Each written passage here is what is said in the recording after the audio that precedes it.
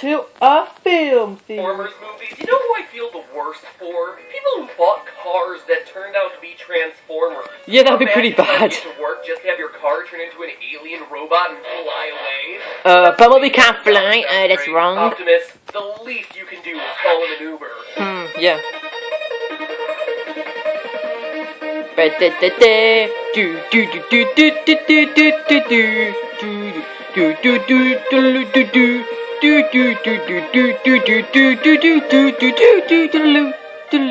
Hello, Internet.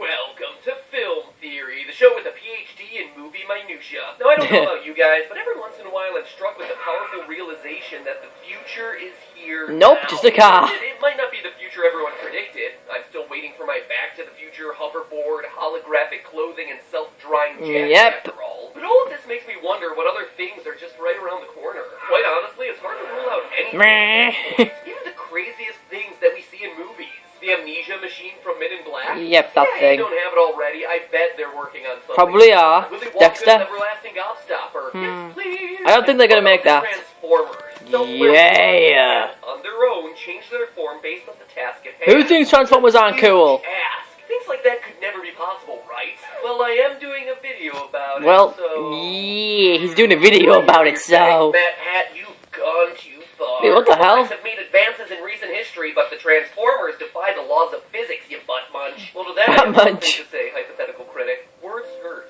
Even words like butt munch, which nobody has used since they turned 9. But also, I'm not Burn. saying that Optimus Prime is going to land on Earth and start ripping Decepticon heads off. I'm saying that the technology we have today makes Transformers closer to fact than they are. Yeah, like the Especially when you TH-13 look at thing. what these automotive behemoths are really made out of. Transformium. Which nicely segues to the question, what are they actually made out of? Transformium. The source material says a lot of different things. The Transformers have no less than The comic, the original show? stories.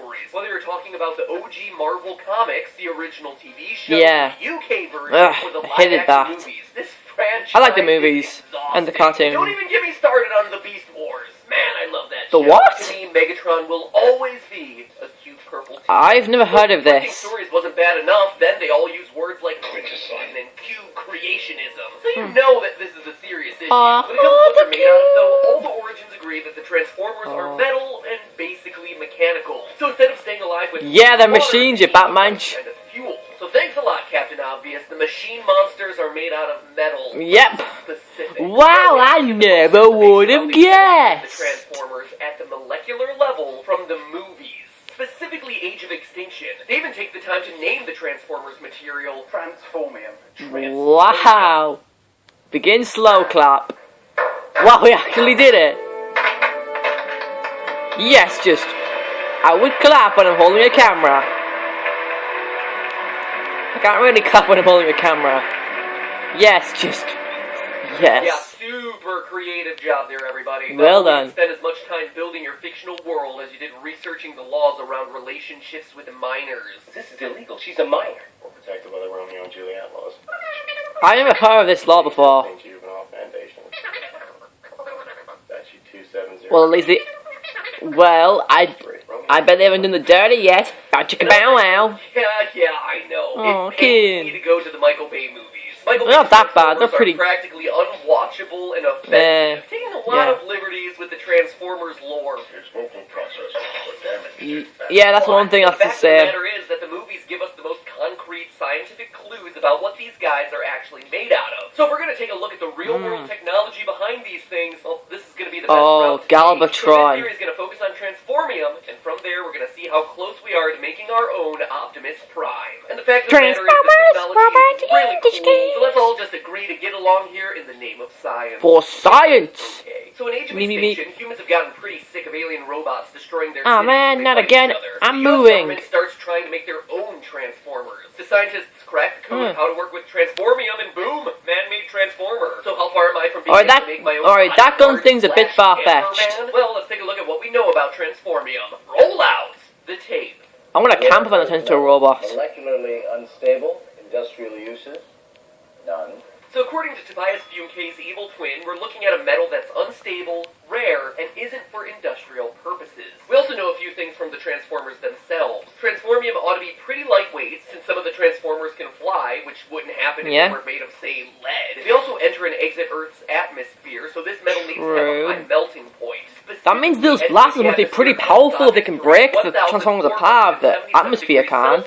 Or 2691 degrees Fahrenheit for all of us in the good old US of A, where our independence is dictated by how difficult our measurement system is. So the melting point of whatever metal we're using would have to be above that. Is there a substance on Earth that can check off all of these boxes? Well, a quick perusal of all the usual suspects on the periodic table tells us no. But then, what's this? A group of elements called rare earth metals, since they are, big shocker, rare. Man, it looks like chemists are just as bad at naming things as the writers for Age of Extinction. Maybe I should stop giving them such a This is hard the first time. movie. Search the property. What do you mean search the property? You don't have a warrant. My face.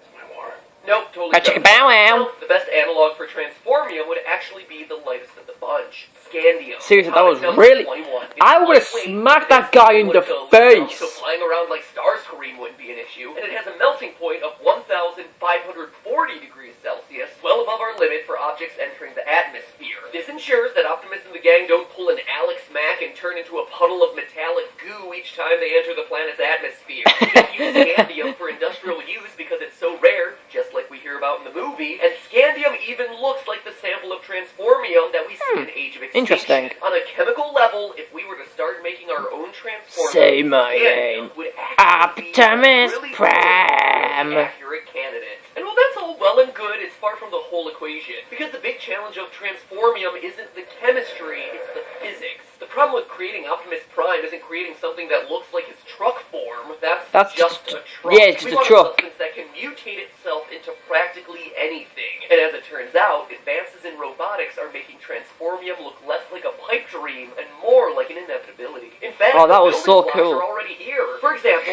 we already have machines that can react to their environments as necessary. Johnny These Five! are modular robots, and they can change Who remembers shape, that movie? walk, and in some cases even fly. Just take a look at the M-Tran 3, an example of a self-configuring modular robot. Yeah, the M-Tran 3, I thought it was M-Tran 13 though.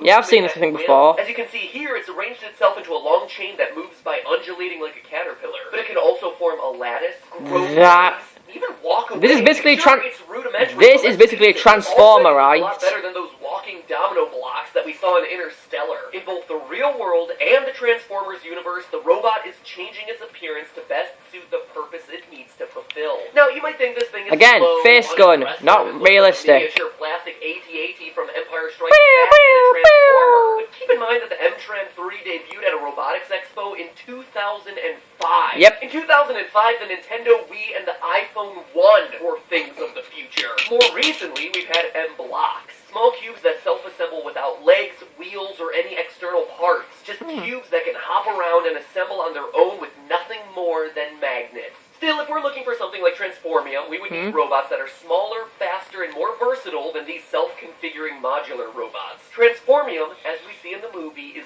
programmable. It has a memory. Programmable What? matter might seem way out of our collective human league, but scientists are actually developing hold on. exactly that in a branch of nanotechnology known Shit. as Claytronics. Hold on. Think of Claytronics as a mix of robotics and computer science. Claytronics uses a system of very small programmable computers known as Claytronic atoms, or CATOMs, working in conjunction with each other to create three-dimensional objects that the user can interact with. So imagine you're Skyping or FaceTiming with someone a few years in the future. Right now, all you're going to get is a two-dimensional feed of the person you're talking to. But Claytronics would make it possible for your device to do a full body scan of the person you're talking to. Full body recreate them scan? out of CATOMs, Achicka bow wow. a three-dimensional version of the person right next to you in your very room. And then when the I told you, Bachka bow wow. potentially transform back into a couch or a table or television. The possibilities truly are endless here. You know those cool The magic TARDIS? from Big Hero 6?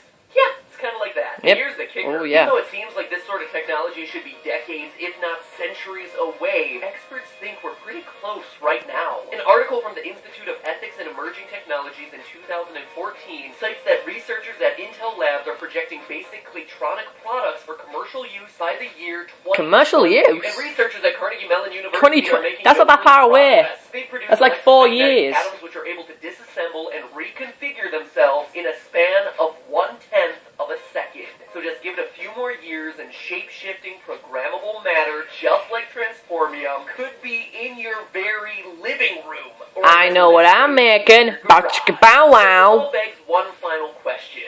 make Transformium, then wouldn't actual Transformers be right behind? Yeah. In fact, all you loyal fans of film theory will remember our episode about Terminator Skynet, where we Yeah. learned that artificial intelligence is projected to advance to the point that computers become self-aware maybe as soon as 2045. So if we create shape-shifting robot computers through Claytronics by 2020, Great, I'm gonna be an old man then. By 2045, it would only be a matter of time before they become our robotic overlords, right? Well, there's still one fatal flaw in building robots that can transform and combine to become more than meets the eye, and it's not in the robots themselves or their AI. In fact, the biggest problem is also the most stupidest. And yes, I know I did that grammatically incorrect. Yeah, that's wrong. I know it's more stupider. The issue, Yeah, that's believe right. it or not, is this.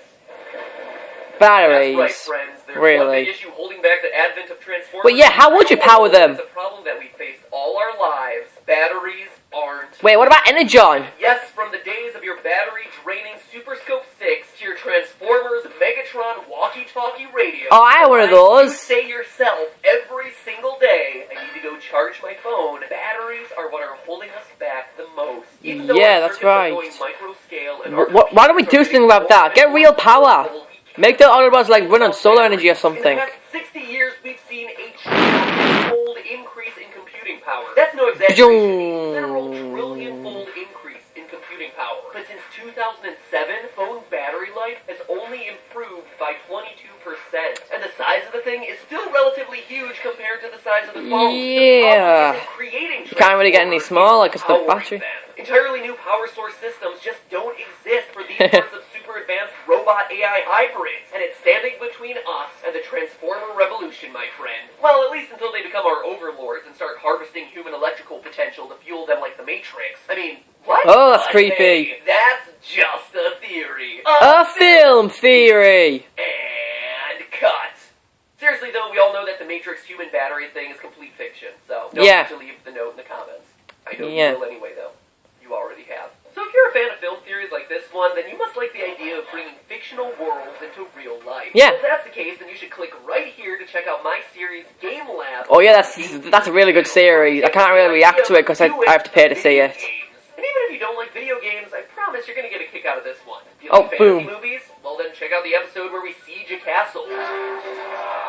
For the glory of Azeroth. Hashtag not spawn. How about action movies? Watch us defuse a bomb. Opening the box now.